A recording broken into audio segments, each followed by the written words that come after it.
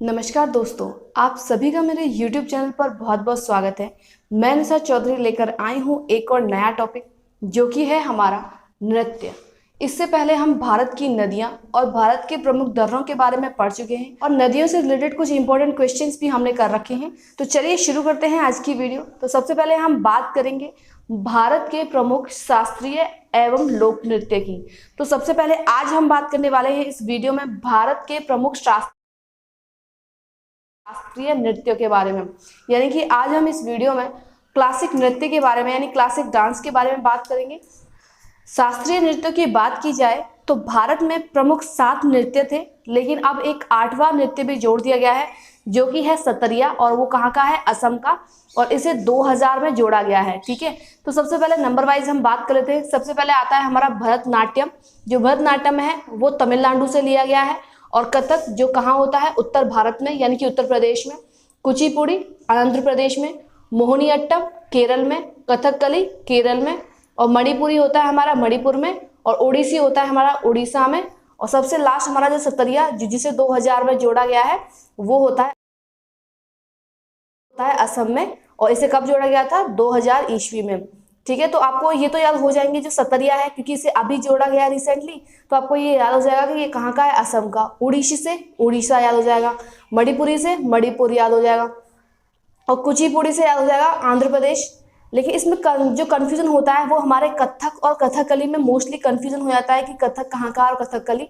तो आपको ध्यान रखना है कि जो कथकली है वो कहाँ का है? केरल का, और जो बचा यानी कि कथक बचा है तो कथक कहाँ का होगा? उत्तर भारत का। तो इन्हीं के बारे में हम एक एक कर इसके कुछ इंपॉर्टेंट पॉइंट्स के बारे में बात कर लेते हैं। तो सबसे पहले शुरू करते हैं भरतनाट्यम से। भरतनाट्यम, इसका दूसरा नाम है चधीर अट्टम, यानी कि भरतनाट्यम को हम चधीर अट्टम भी कहते हैं, और यह महिलाओं द्वारा किया जाता है। यानी कि जो भरतनाट्यम है वो किसके द्वारा किया जाता है? महिलाओं के द्वारा किया जाता है। सबसे पहले भरत मुनि द्वारा रचित जो भरतनाट्यम है उसमें इसका उल्लेख मिलता है।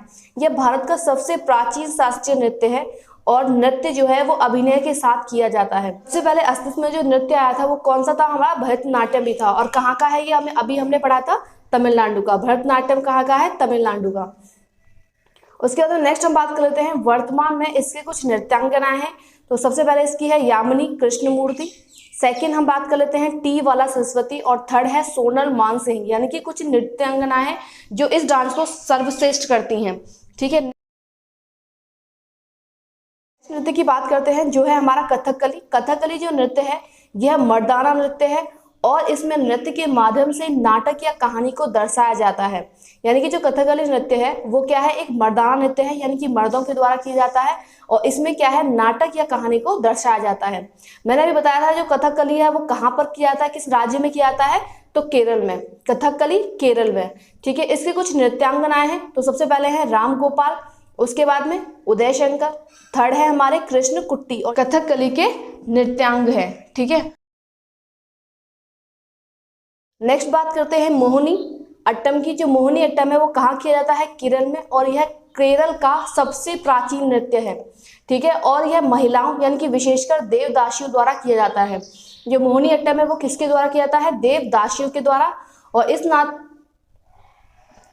और इस नृत्य का नामकरण वैष्णव भक्तों द्वारा किया गया था, और इसका जो नाम यानी कि जो मोहिनी अट्टम रखा गया वो किसके द्वारा रखा गया था? तो वैष्णव भक्तों के द्वारा। ठीक है, नेक्स्ट हम बात करते हैं कथक। कथक आपको पता होना चाहिए कहाँ का नृत्य है। कथक हमारे उत्तर प्रदेश यानी कि उत्तर भारत का नृत्य है। तो कथक की बात करें तो यह 100 से अधिक घुंघरुओं को बांधकर किया जाता है। यानी कि जो कथक डांस करते हैं, कथक नृत्य में 100 से अधिक घुंघरू होते हैं, और इसमें जो राधा कृष्ण को दर्शाते हैं।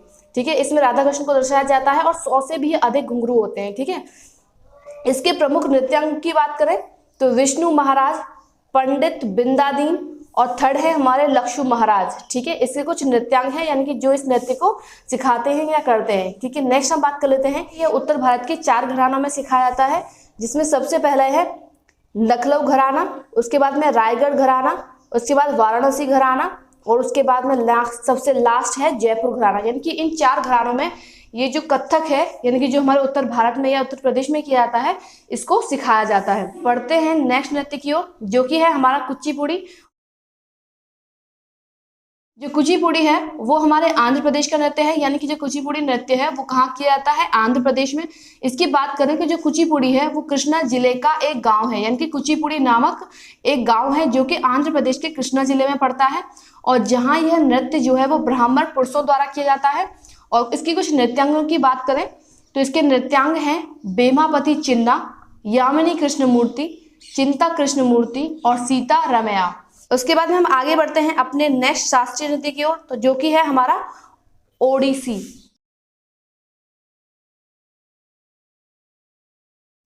ठीक है, जो ओडिसी है वो कहाँ किया जाता है, उड़ीसा, जैसा कि इसके नाम से ही पता चल रहा है। इसके बारे में कुछ इंपॉर्टेंट पॉइंट्स के बारे में बात कर लेते हैं। तो सबसे पहले है कि इस नृत्य में कृष्ण के अवतार की कथाओं एवं भगवान जगन्नाथ की महिमाओं का वर्णन किया जाता है।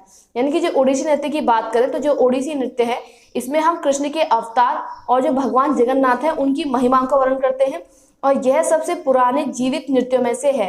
यानी कि ये भी जो है ओडिसी जो है ये भी हमारा बहुत पुराना नृत्य है। ठीक है, उसके बाद में नेक्स्ट है कि इस नृत्य में पुरातात्विक साक्ष्य मौजूद है। अगर पूछा जाए कि किस नृत्य के जो पुरातात्विक साक्ष्य हैं वो मौजूद हैं, तो आप बता सकते हैं किसके हैं, ओडिसी के, और जिनका उल्लेख 2 शिलालेखों में है। और किन शिलालेखों में इस ओडिसी नृत्य का उल्लेख मिलता है, तो ब्रह्मेश्वर मंदिर शिलालेख में, और नेक्स्ट है हमारा कोणार्क के सूर्य मंदिर का शिलालेख। यानी कि इन 2 शिलालेखों में जो ओडिसी नृत्य है इसका उल्लेख मिलता है। ठीक है, बात कर लेते हैं नेक्स्ट इसके नृत्यांग की। जो नृत्यांग है वो है हमारी संयुक्ता प्राणग्राही, नेक्स्ट इंद्रा, सेकंड है हमारी इंद्राणी रहमान, थर्ड है हमारी कालीचरण पटनायक। यानी कि ये 3 नृत्यांग हैं इस ओडिसी नृत्य की। उसके बाद में बात कर लेते हैं हम आज के सबसे लास्ट नृत्य की, जो कि है हमारा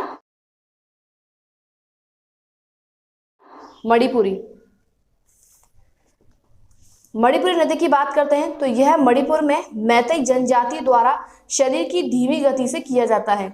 यानी कि सबसे पहली बात कि जो हमारा मणिपुरी नृत्य है वो कहाँ किया जाता है, मणिपुर में किया जाता है, और यह जो है वो मणिपुर में मैतेई जनजाति द्वारा, यानी कि मणिपुर में मैतेई जनजाति निवास करती है और उसी जनजाति के द्वारा यह नृत्य किया जाता है और शरीर की धीमी गति से किया जाता है। ठीक है, इसे 18वीं शताब्दी में वैष्णव संप्रदाय द्वारा शुरू किया गया था। और बात करें कि इस नृत्य को, यानी कि जो मणिपुरी नृत्य है इसको शुरू कब किया गया था, तो 18वीं शताब्दी में वैष्णव संप्रदाय द्वारा जो है इस नृत्य को शुरू किया गया था। इस नृत्य में जो राधा कृष्ण के रूपों का वर्णन किया जाता है, यानी कि जो हमारा मणिपुरी नृत्य है इसमें भी हम राधा कृष्ण के रूपों का वर्णन करते हैं। तो जो राधा कृष्ण के रूपों का वर्णन करते हैं किस किस में, एक तो हमारा है मणिपुरी नृत्य, उसके बाद में हमारा है कथक। ठीक है, इन 2 नृत्यों में हम क्या करते हैं कि जो राधा कृष्ण के रूपों का वर्णन करते हैं। ठीक है, तो दोस्तों आज की इस वीडियो में हमने भारत के प्रमुख शास्त्रीय नृत्य, यानी कि जिसे आप इंग्लिश में क्लासिक डांस कहते हैं, उसके बारे में जाना। नेक्स्ट वीडियो में हम बात करने वाले हैं राज्यवार लोक नृत्य के बारे में, यानी कि किस स्टेट में कौन सा नृत्य किया जाता है, कौन सा लोक नृत्य लोकप्रिय है। ठीक, तो आज की इस वीडियो को हम यहीं पर समाप्त करते हैं। मिलते हैं नेक्स्ट वीडियो में एक नए टॉपिक के साथ में। तब तक के लिए आप सभी को गुड बाय।